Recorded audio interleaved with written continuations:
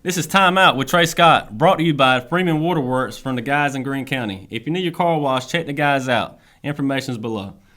Today I got with me my guy, my friend, success story, Coach Mike Jenkins. Mike, thanks for joining, man. It's great to see you. Yes, sir. Yes, sir. Quick introduction. Former Khigh standout, three-sport athlete, all positions in football, basketball, track. Former Khigh coach for years, coached football, basketball, softball. Now is the character coach for ECU, just finished his first year. He's also a motivational speaker and also has been working with the FCA for the past 7 years. Mike, let's jump into it. Let's talk about playing at Kinston High. Tell me about your years. Just run it off. Let's start with football. Football. You said second in state? Second in state in sacks. Hey, man, I was just playing off of pure passion. Like, I love the game of football. Football is a game where you can hit somebody so hard, right?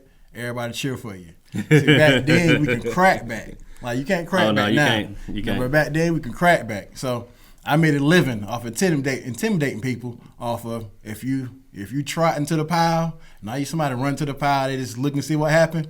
I'm looking, they come and clean you. So that's when the coaches used to say, keep your head on the swivel. Yes, sir, you better. I was the person they talking about. That's the play won't come my way. I'm just running to the play so I can hit somebody. That's highly illegal now. It definitely is. It will get you kicked out for games. NFL, it will cost you a lot of money. Yes. So, but I love playing for Kinston. I moved around a lot, but Kinston had a culture where, you came with it. Like, it was an attitude, it was a mentality. Like, was Jeff Price, was that the coach Jeff at the time? Jeff Price, Coach Smokes, Coach Davis was out there when I was out there. Who else? Shoot. Even Nick Harvey came out there my junior year. He helped assist, like he was an assistant coach, kind of like. And that's, I'm glad you brought that up. That's something I admire about the Kinston community. If you look at the coaching staff for the last 7-8 years, and it's probably farther than that. I'm just looking at what I've looked at. You see Tom Vermillion, you see Tom's son, you seen you seen Dorian Edwards, you seen guys that just coming back to give back to the community, and I love that culture. I love that. It's Kinston High. It's Kinston tough. This is us. Yeah, and guys might not stay 4 or 5 years, but you catch guys who played, right? Mm-hmm. They'll come back and they might, help out for a year. So, and the door is always like an open revolving door. Like, you can always find somebody on staff, right? Mm-hmm. Maybe not 4 or 5 years, but you can always find somebody on staff that played a part of Kinston culture, and during the season of their life, they'll come and give back. And that's what. And nothing wrong with somebody going to get a job somewhere else that's where they're not from. But to me, it means more when you see a guy that's from the community coming to coach the kids, because everybody knows coaching is not about money. You're not going out there. The pay rate for coaches is ridiculous if you do it by the hour. It's ridiculous. So everybody knows that when you're going out there to coach, you're doing it for love. Yeah. And if you're already from Kinston and you play for Kinston, the love's already there. Yeah. Yeah. Yeah. But let's go into basketball. Tell me about the basketball team when you were playing. Just short, quick. Go ahead. Basketball, listen, if I went to any other school, I probably would have started, right? Listen, I probably like the second shortest, third shortest person on the team. After that, you got 6 foot and on up. What are you, 5'10"-ish, 5'11"? Come on, 5'10", man. I'm trying to give myself a couple I'm inches. 5'11" and 3/4, so I got tennis shoes on. I'm 6 foot. For sure. So, but man, we had some athletes like that year. Like, practice. If you came to one of our practices when we had that 28-2 run, we only lost 2 games. I think 28-2. We only lost 2 games. It was when Savannah, Georgia, against a 6A team. We ain't lost a home game in 6 years, and we're going to double overtime. We lose by like 2 points. Then we lose the state championship. But if you came to any of those practices, we had Chris Hawkins, Courtney Owes, David Lawson, Dotson Worthington, Jeremy Ingram, D'Amico Heath, Corey Rouse, Romy Williams. Like, we with Deontay Jones, like we was stacked. You come to practice, man, practice was like a game. It was intense Because you got somebody like me who played football, was competitive. I'm on the scout team. Man, listen. Giving it to him. Yeah, man, listen. I don't Jeremy, Miko, like, man, listen. I'm going to rough you up. You might score a bucket on me, but you're going to know I've been there. So it was very competitive, man. I think, like, you know, even when I coach, like, but the basketball thing, it was very competitive. It wasn't like, I don't start, so I ain't playing. Mm-hmm. Nah, everybody was ready. Everybody wanted to play. And we had Coach Stackhouse. Like, everybody wanted to play, man. And he did a great job. Like, you had a lot of guys with pride and ego. Like, you had me that same year. I'm number 2 in the state in sats. But I'm sitting on the bench. But yeah, a lot of guys that can play. Mm-hmm. So yeah, a lot of ego. You see what I mean? He know how to master that and make everybody come together as a team. And Coach Stackhouse, I don't know him personally, but he just came back for the Brandon Ingram Invitational, and it's good to see them guys back. But also about that team, I talk about Corey Rouse a lot. People don't know Corey Rouse because the time has changed. Yeah. You know, the kids now, they just know about Brandon, they know about Bullock. And Corey Rouse, Jeremy Ingram, they were a problem. And Miko, like the whole team you named. Man, it was stacked, man. I don't know if there was a better big guy from Kinston from Corey Rouse through the years. And that's just me talking. I'm pretty sure somebody's going to correct me. But Corey Rouse was 6'10", 6'8", 6'9", average double-double in college. You know, Jeremy Ingram. My senior year, we had Herbert Hill. No, Herbert Hill was a sleeper. I forgot about Herbert. You see the man, he didn't play his junior year. Junior year, he was playing JV. Senior, he worked on his game. His senior year, he came out, man. Next thing you know, you had Dick Vitale calling him a diaper dandy at Providence. You see what I mean? Like, Herbert was different. I forgot all about Herbert. Herbert was different. He can handle the ball. He can shoot inside out. But he just, you know, he was kind of quiet with it. But once he came out of the shell, man, he was unstoppable. Good deal. Let's get on coaching at Khigh a little bit. Who have you coached under? Correct me if I'm wrong. You coached under Diesel, and you coached under Perry Tyndall. That's right. We're no Gulledge, right? Just Diesel and Tyndall? My senior year, I played on the Gulledge. Okay. Because Coach Stack came my junior year. That's when Coach Stack left. And my senior year, I played on the Gulledge. But I coached under Tyndall and Diesel. Okay. Tell me something about Diesel. Well, if you had to give me 2 sentences about Coach Diesel who nobody knows him, give me the 2 sentences. He's a real family guy. Right? That's love. A real family guy. Like, I watched him when I came here, he didn't have any kids. To him now he having 2 kids. And, man, he's a real family guy. And, honestly, he really do love the players. I was about to correct you. He's got way more than 2 kids. He's got about 300, 400. Oh, yeah. We just got a new intern, Camonte Roberts. I'm excited about having Camonte.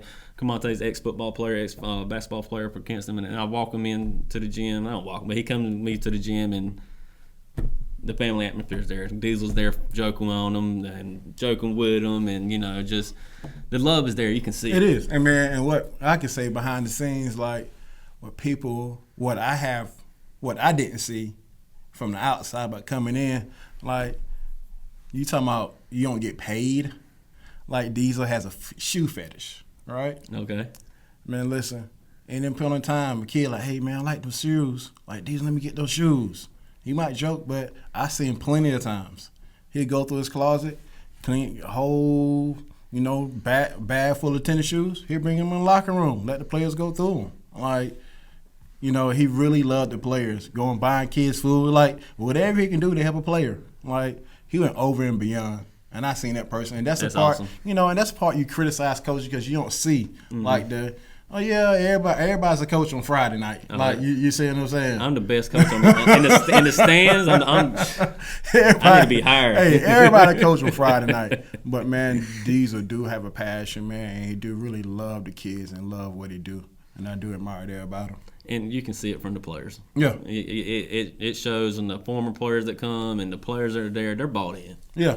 And that matters, man. That matters. When you got this, just on an example, when you got this scrawny linebacker playing weak side, that's all you got, but you're telling him to stick his nose in there where he shouldn't be sticking his nose. Yeah. It makes a difference when he believes in the coach. Yeah. And I see that with the players. I see that with their team. They go out for this guy. I talk about these most I can because I respect him as a coach, and he's doing a great job there. Let's get into ECU. ECU.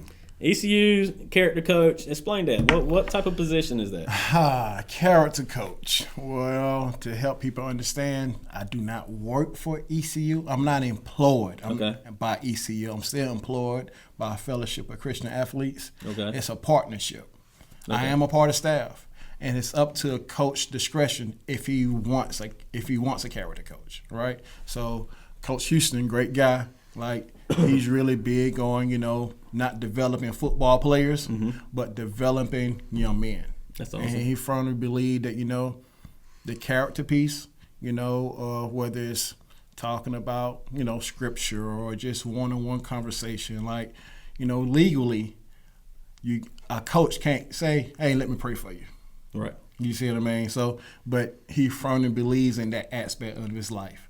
So, he was open for a character coach, and that was in transition when somebody else was leaving and doing something more and changing the direction in their life.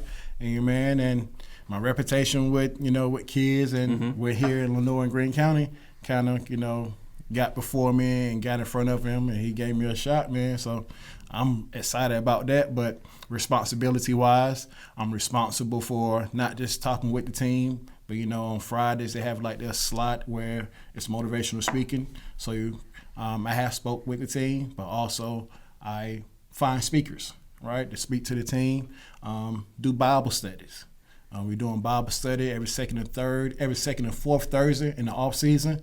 I'm just there to serve, 100% available. I have an office. I go to staff meetings. I travel with the team.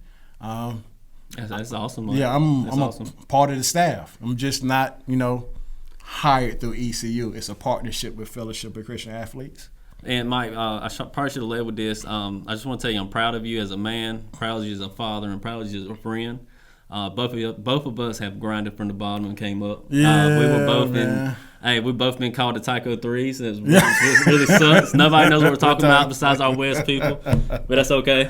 And I'm proud of you. I appreciate it, man. I appreciate it. You're excelling all expectations from everybody, and that's what we always should do. I appreciate it. I want to stay on this. How was the first year with the ECU character coach? Man, the first year was, I don't know. I still haven't had a chance to take it in yet, right? Just from being there, just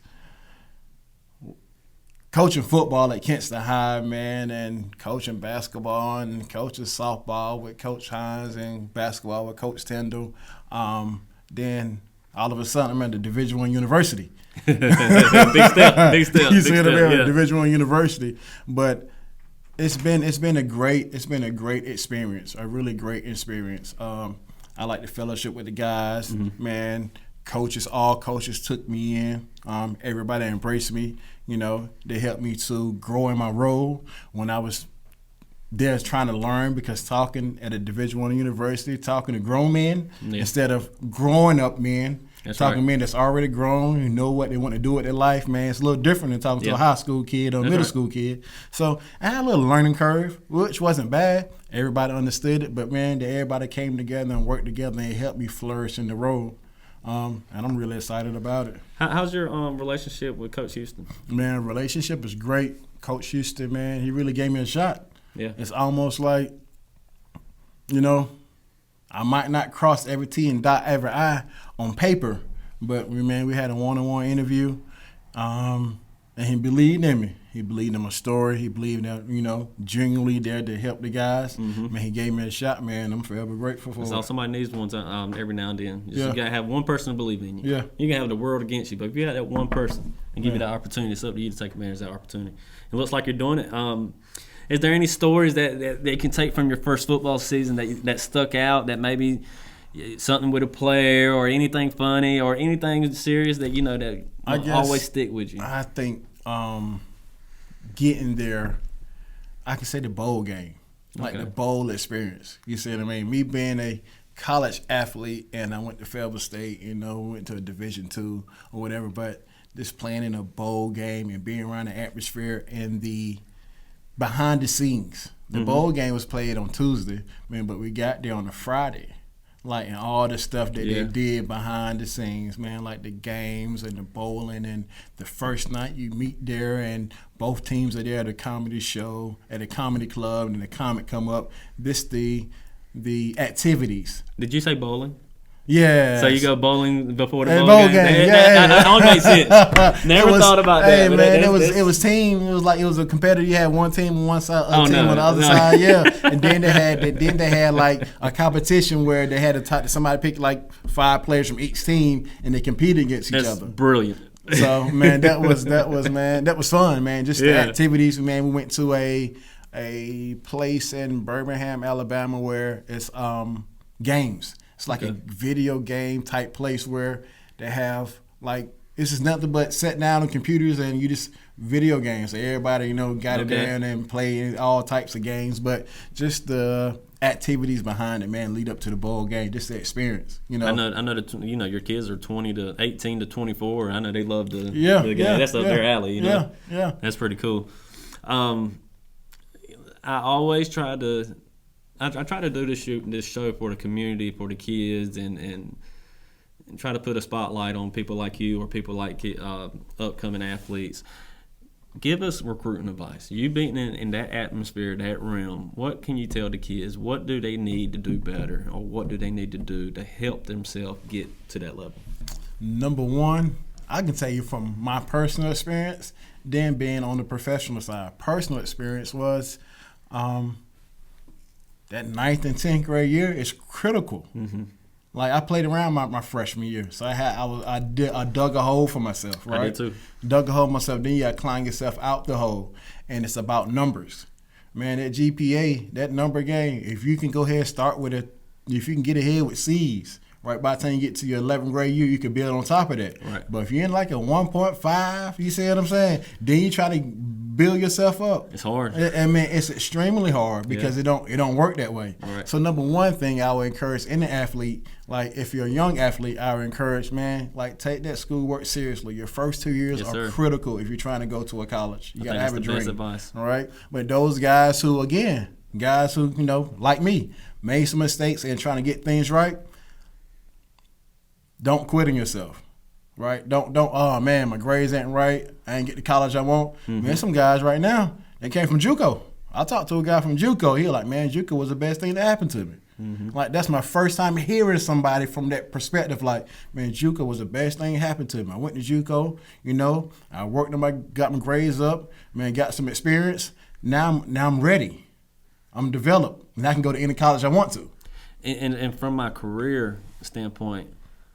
And it's not JUCO, but it's the same thing. Community college is the best thing that's ever happened to me. Yeah. I went to North Carolina Central, dropped out because I wasn't focused, and I was running track for them then, but then I had to restart life and go back to community college, and sometimes you just need to refocus, get yourself together. I encourage any athlete, whether you're doing great or you're trying to get yourself back on track, the biggest thing is not giving up on yourself. That's right. You see what I mean? If you got to go and you got a vision, not saying circumstances won't be hard.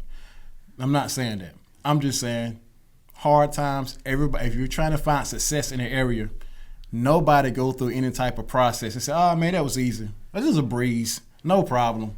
Nah, everybody be like, man, I went through this. This junk was like crazy. Like, that's more like it. That's more like it. Man, I ain't feel like going, but I knew I had to do it, man. So I just encourage anybody, like, if you got a dream, man, if you believe in yourself, number one, believe in yourself and believe in your dream. And when things get hard, the military is saying when things get hard, you just got to get harder. That's right. and I won't going to talk about this till later, but like you said, believe in yourself. Mike, I've known you for a long time. We've worked in different professions. I worked with you at West, and there's times you took a leap of faith during your life, and you just completely stopped what you were doing career-wise and started another career out of state, out of country. You don't want to tell all your business. Tell me what it means to buy into yourself. And having that leap of faith. Now, it's one thing to buy in yourself, but it's one thing to believe in yourself. Man, you get number one, right? Not saying this church, not saying you got to go to church or whatever. Number one thing, you got to have some type of faith. That's right. You see what I mean? Yeah, whoever you are and wherever you're from, like you got to have some type of faith, like as a foundation, because everything else doesn't make sense. They talk about records. Mm-hmm. We can talk about sports when they say records are made to be broke. Until somebody break a record, they don't think a record is able to be broken. It takes that one person to break a record. They be like, oh man, he can do it, I can do it. Like, So the one thing is faith. And then number two, I would say, is it's going to get hard. And that's the biggest thing, I tell anybody, if you're going to do something that you believe in and you're going to take a leap of faith in, you can't be afraid to fail. And failure is not failure. The only time you fail is when you quit. I call it mistakes or a learning curve. Mm-hmm. Every season, everything that happened to you, it's all a learning curve. And you got to be able to learn and adjust. And that's what I did. It was about adjustments for me. You see what I mean? It was adjustments, and I had people, that I kind of confined into. When the things got really hard, I ain't gonna sit here man, I ain't want to quit. Nah, that'd be false. When I got man, I'm about to quit, man. It's not working. I had a person I confined into, kind of like my accountability partner. And he was like, man, listen, you came this far. Why quit now? That's right. And I was like, well, you're right, but sometimes, man, you gotta have faith. You got to believe, and then you can't do it by yourself.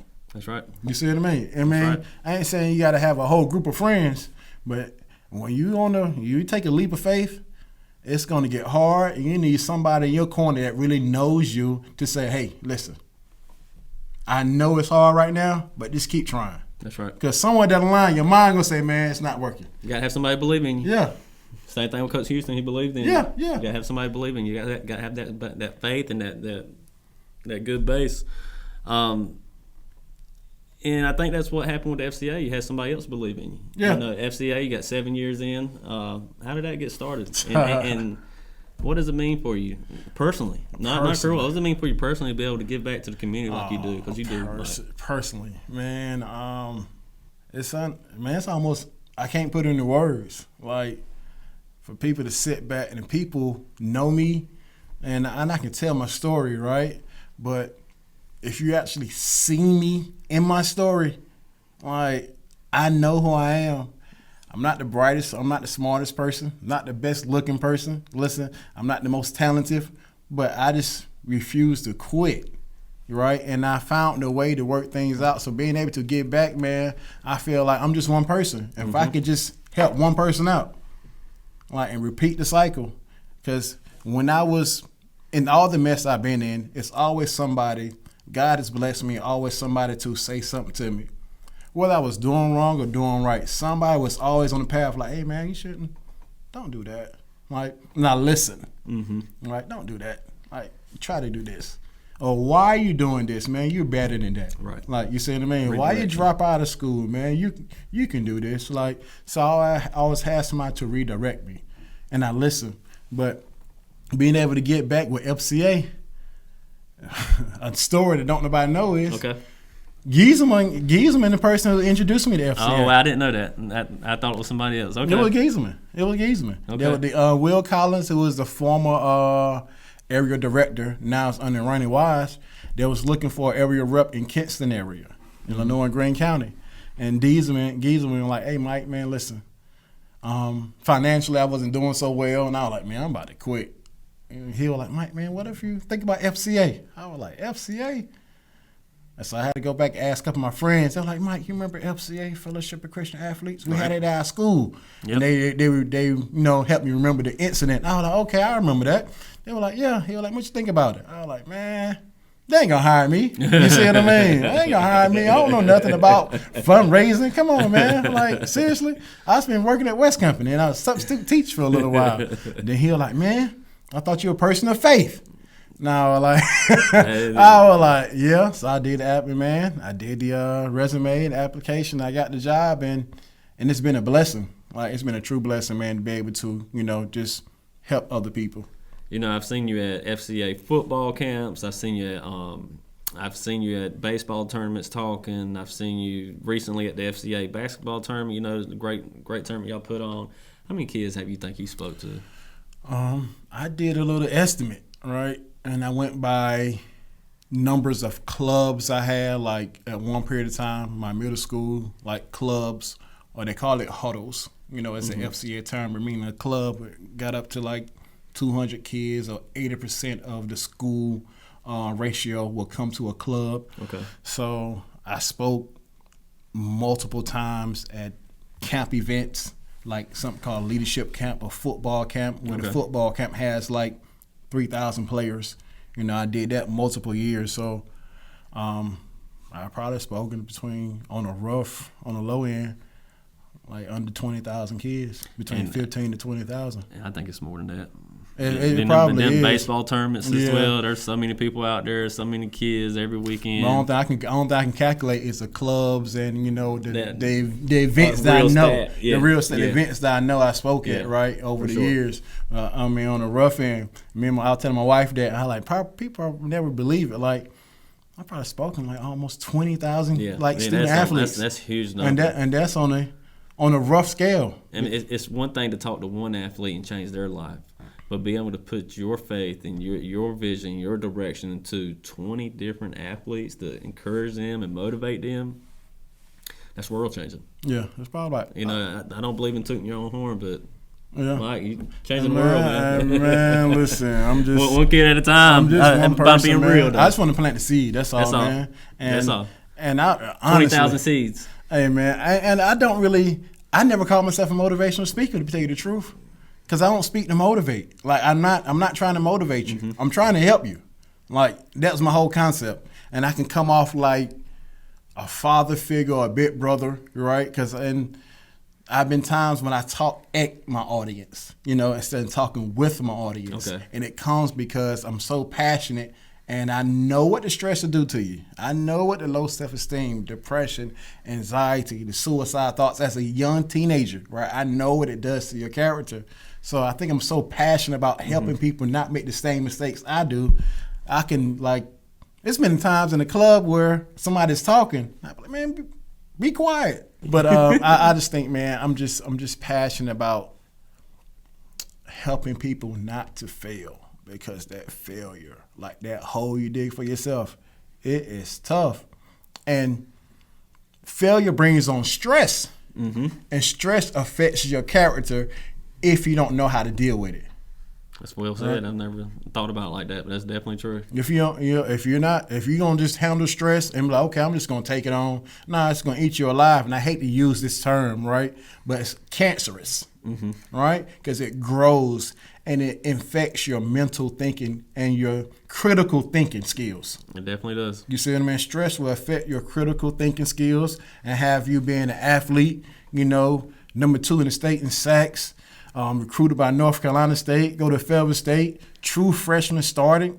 I get a ring. First year, Fayetteville State win the CIAA championship. I'm on the team. I don't miss a beat. I'm the starter. I'm supposed to start the next year, and I drop out. Mm-hmm. Why? Because I was stressed out. Didn't know how to handle it. I didn't know how to handle it. And it wasn't the sports, it was life. Mm-hmm. I just had my son, TJ was born in the spring of my freshman year. Now, I got a kid. I can't even take care of myself. Yeah, I need to do something different. So that stress, if you don't know how to handle it, you see what I mean? It would change your critical think. It will affect your critical thinking skills. That's great advice. I never think about how to weigh stress handle this, but you're completely right. When I'm stressed out, I'm a different person. Yeah, it affects you. And if you don't, I'm not saying like stress now it's not going to happen. I'm just saying it's ways to deviate, exercising, reading, going out and walking outside, like being outside, talking to somebody. Like it's ways to release that tension or stress so you can clear your mind so you can have those critical thinking skills on point. Mental health is real. Yeah. Mental health is real. And you don't have to be, that's all I'm going to say. Mental health is real. For real. Everybody has mental health. There's all spectrums, but everybody has mental health that's important to them, and it goes a long ways in life. Life is short. Yeah. And you got to take care of yourself while you're here. I want to keep touching on motivational speaker. You don't call yourself a motivational speaker, but you are what you are. Mike, you've helped me through hard times. You helped me through very devastating times in my life when you wasn't a motivational speaker. So a lot of this comes natural for you. How much is it still natural, and how much have you really dove into your bag and started researching? Like Eric Thomas, one of my favorite. Do you imitate those guys? Did you learn from those guys? Do you study those guys, or do you really just dive into more faith? And what I've done when I first started, to tell you the truth, I didn't think I had a story, right? Because I know a lot of guys that's from backgrounds that I'm from that saying similar things. So I didn't think I have a story until like when I first started FCA.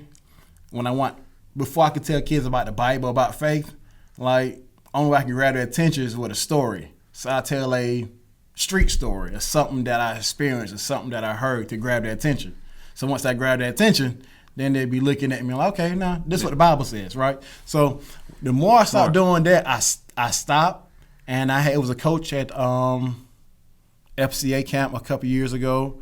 And he was like, Mike, I brought some guys. When you going to tell your story? So I'm not going to tell it no more. I'm away from that. He was like, man, I brought some guys here just because I know you were speaking and I want you to tell the story. It can affect them. So with that being said, man, I started to realize, like, okay, I have a story. I started listening to different speakers.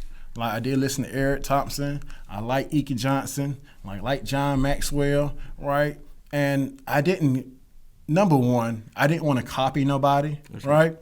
I just want to understand how their delivery was, how they grab people's attention. So I started doing researching, right? I took a little communication class. FCA had a communication class a couple years ago, and a guy came in and he trains professional speakers. And the first thing he said was, "I can't teach you to be a better speaker.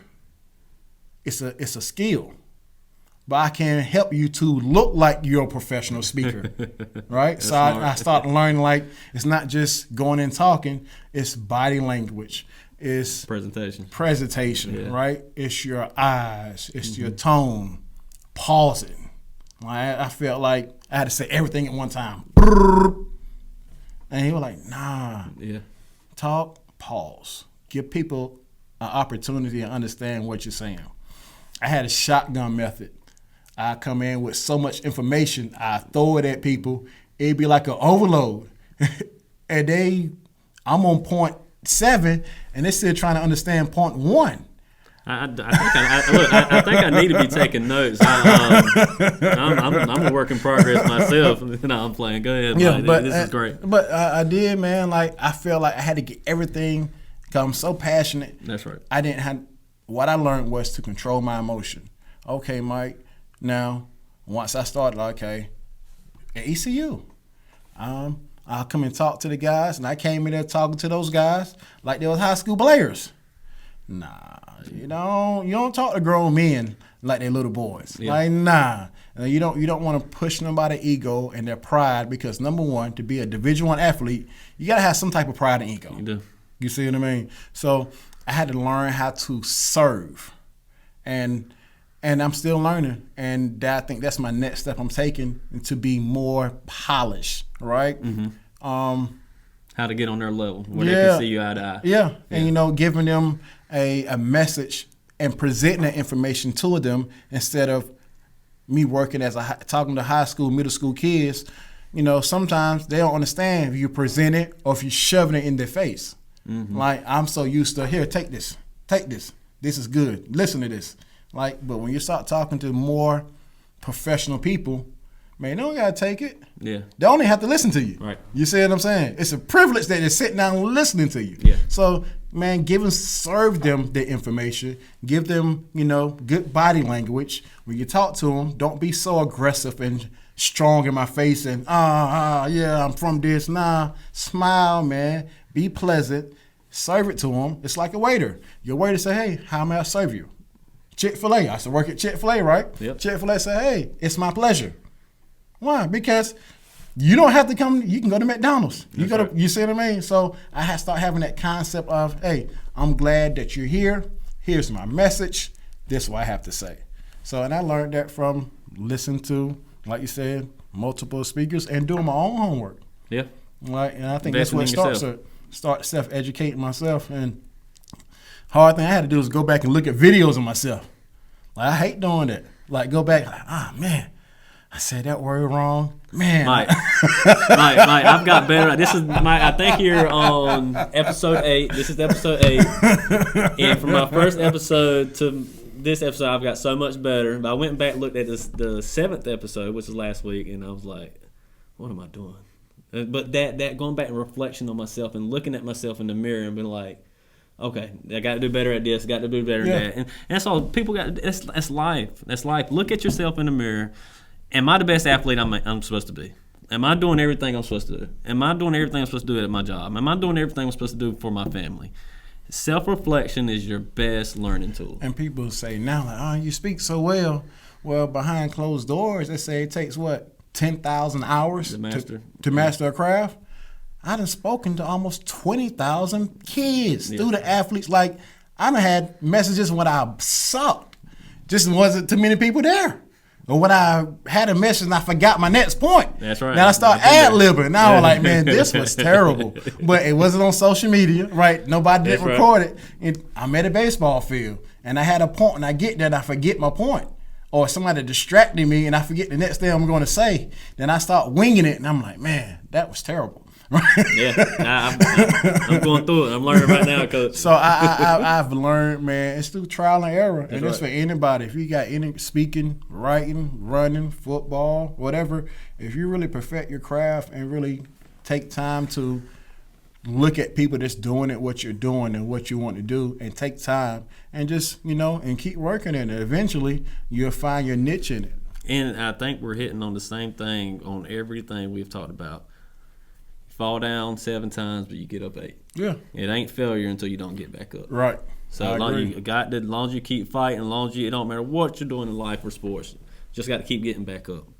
Let's talk about family a little bit. You got your wife Tanya. You got your oldest TJ, Malachi, the softball star Michelle, and Mike Jr., which I don't know Mike Jr. yet. And how tough is it? How you and I'm getting information from you now because I got my family too, and I'm loaded.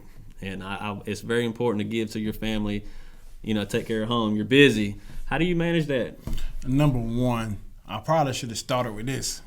If it wasn't for my beautiful wife, amazing lady, Tanya, I love you to death, girl. Like, listen, if it wasn't for her, you see what I mean? That's in person that kind of balanced me out. Number one, it's like a team. All right? Mm-hmm. If everybody believes in a vision, all right? Everybody believes in a vision. The goal, you'll reach your goal. All right? But marriage is not a game. No. It's real life. That's right. So if you're talking about teamwork, I look at it as like a business. If I'm the president, my wife is the vice president, and my kids are the board members. Right? Mm-hmm. I learned this through a class a couple of years ago, and that's a concept. I said this before. Like, this how this works. Every decision I come up with, I discuss with my vice president. Right? She understands that I'm the president of this organization. I understand that I'm the president, and I understand she's the vice president. Without the president, the vice president becomes the president. Right? So I understand I can't do nothing without her. She balanced me out. So for every decision that we have made in the last 5 years, probably it goes back to Oklahoma. Mm-hmm. When I went to the leap of faith. That was one of the leap of faith I was talking about. He left went to Bible school, went to Oklahoma out of the blue, and I'm like, Mike, what are you doing? And yeah. he jumped. Yeah. He made that leap of faith. Let's start with that, man. Like, she was on board. So what we do as a family is, man, we discuss our goals and our dreams. So I advise anybody, like, if you got a family, number one, what's your vision for your family? If your family is a business, I say it like this, I'm totally invested into my investments. So if my family is a business, like, what's my vision statement?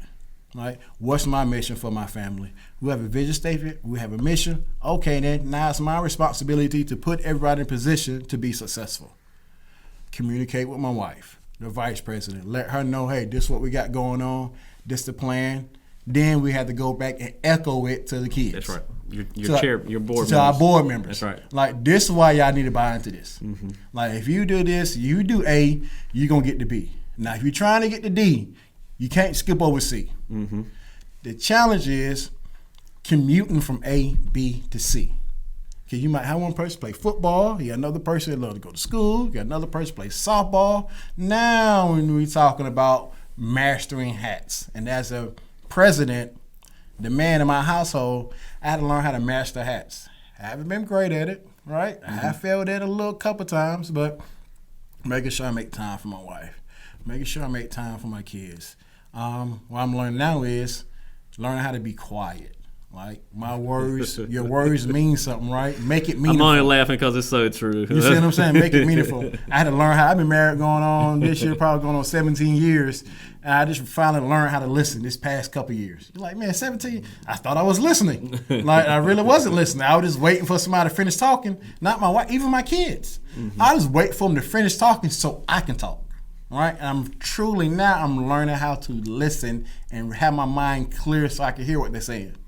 Like, really understand what they got going on, because it's hard to give direction, especially my oldest son. Now he want to do one path, and they start to make their own decisions. So they start to tell me, listen, I want to do this, I want to do that. So I got to be able to listen to them. And sometimes I prejudge decisions. You see what I mean? Based on experience. But sometimes I have learned that I need to sit back and just listen, like, because I'm about to be 40, all right? And me in my middle school days, it's not like my daughter in middle school. That's and true. I can say I got all these experience, but still at the same time, it's some things I just don't know. Mm-hmm. And some things that they will experience that I won't even experience. So, man, I just commend my family for dealing with me and trusting me and believing in me. Because without that, man, like, it's tough to do. That's big time, Mike. That's one of the reasons I brought you to the show. You've gave me gems my whole life on life. And that's another one I'm dealing with right now, and I appreciate that myself. Big shout out to my wife, Shaniqua. I couldn't do it without you. She holds us down, and shout out for Tanya for holding you down in your family.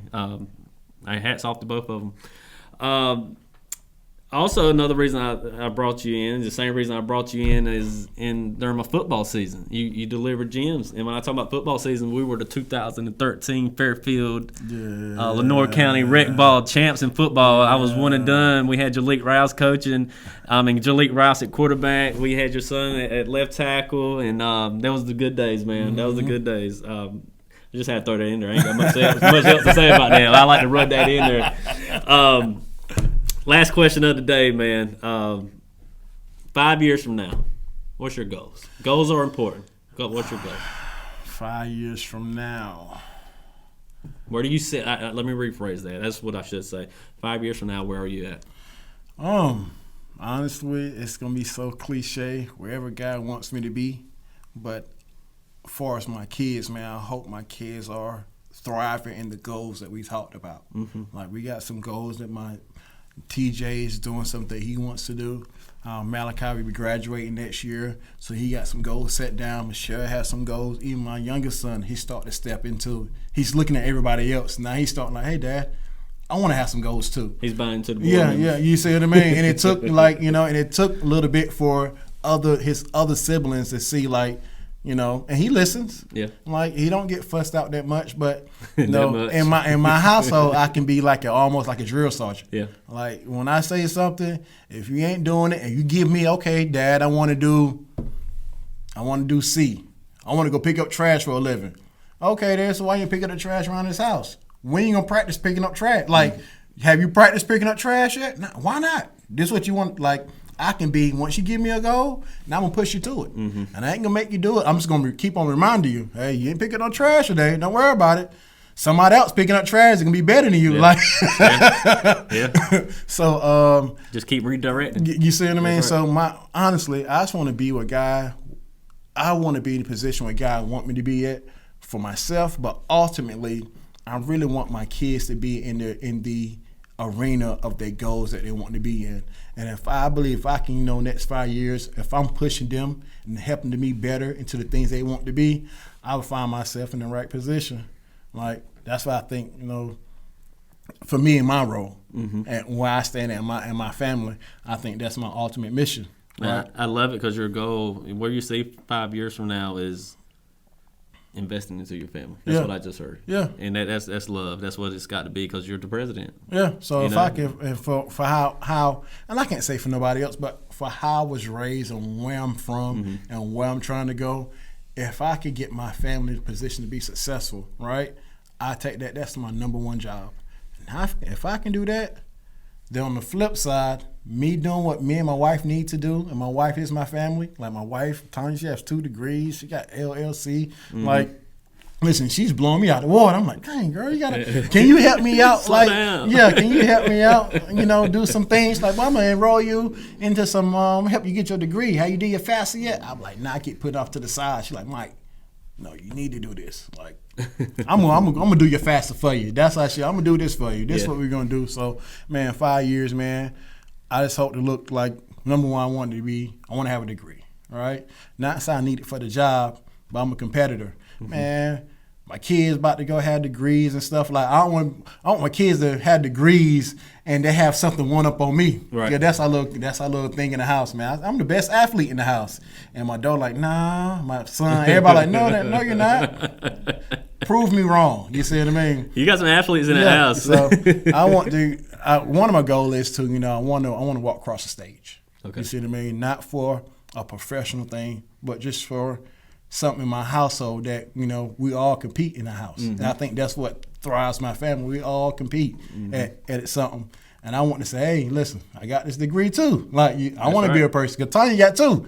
So I'm like, man, Tanya got 2 degrees. Ain't no way I'm be sitting around here, without nothing. That's love, though. I mean, y'all push each other. That's what the family's for. That's what the board members for. That's what your vice president's for, is to push each other. And I know all of y'all want to see each one of y'all succeed. Yeah. So that's the goal. Mike, it's been great. Man, I appreciate it, man. I love that you came by. I just love that I get to sit with you and talk. This time we're not at Press 28 talking. Yeah. This time we're in the studio. And big ups to both of us and our success, and keep grinding, man. I mean, you too, man. Man, I want to say about you too, man. Like, you doing the same thing I'm doing.